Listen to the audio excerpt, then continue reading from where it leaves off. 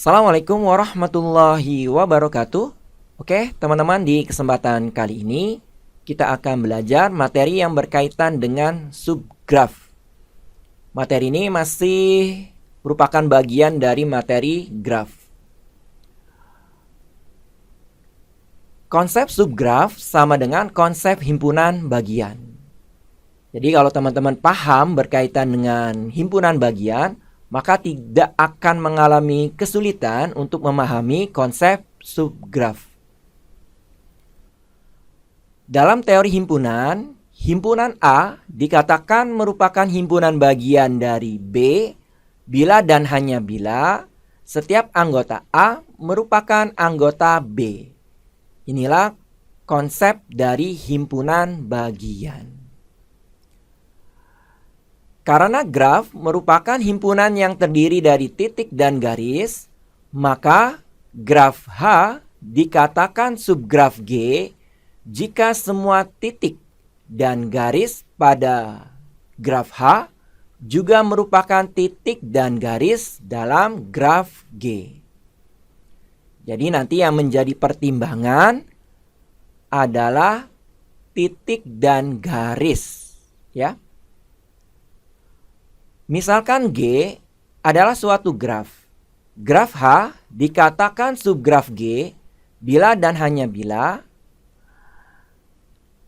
harus memenuhi poin yang pertama, yaitu himpunan titik graf H merupakan himpunan bagian dari himpunan titik graf G. Kemudian poin yang kedua, himpunan garis pada graf H merupakan himpunan bagian dari himpunan garis pada graf G. Kemudian poin yang terakhir, setiap garis dalam graf H mempunyai titik ujung yang sama dengan garis tersebut dalam graf G. Oke ya teman-teman, jadi ada 3 poin yang perlu kita cek untuk mengatakan suatu graf merupakan subgraf dari graf lainnya. Untuk lebih memahami, kita akan beralih ke contoh. Apakah graf H merupakan subgraf G? Nah, ada 2 soal ya teman-teman. Ini graf G, kemudian ini adalah graf H. Kemudian soal yang nomor 2, ini graf G-nya, kemudian ini adalah graf H-nya. Kita akan selesaikan dari yang pertama dulu. Nah, seperti ini ya teman-teman. Ini adalah graf G dan graf H-nya. Teman-teman harus menuliskan terlebih dahulu himpunan titik pada graf H. Nah, yaitu V2 dan V3. Kemudian juga harus menuliskan himpunan titik pada graf G, yaitu V1, V2, V3. Kita perhatikan 2 himpunan ini. Ternyata himpunan titik graf H itu adalah himpunan bagian dari himpunan titik graf G. Oke ya teman-teman, cukup jelas ya. Nah, selanjutnya teman-teman juga harus menentukan himpunan garis pada graf H. Pada graf H, himpunan garisnya hanya ada 1, yaitu E4 ya. Kemudian teman-teman juga harus menentukan himpunan garis pada graf G, yaitu E1, E2, E3, dan E4. Nah, seperti ini. Selanjutnya kita lihat ternyata himpunan titik graf H merupakan himpunan bagian dari himpunan titik graf G. Oke ya teman-teman, cukup jelas ya sampai sini. Nah, sudah 2 poin kita cek ya. Keduanya terpenuhi. Kita akan lihat poin yang ketiga. Garis E4 merupakan loop pada titik V2. Ya, sedangkan E4 pada graf G juga merupakan loop pada V2. Sehingga poin yang ketiga juga terpenuhi. Maka dapat kita simpulkan H merupakan subgraf G. Oke, cukup jelas ya teman-teman.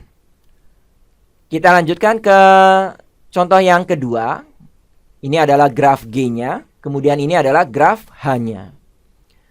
Kita cek dulu dari poin yang pertama, himpunan titik pada graf H, yaitu V1, V2, V3. Oke, kemudian kita perhatikan graf G, himpunan titik graf G pun sama, yaitu V1, V2, V3.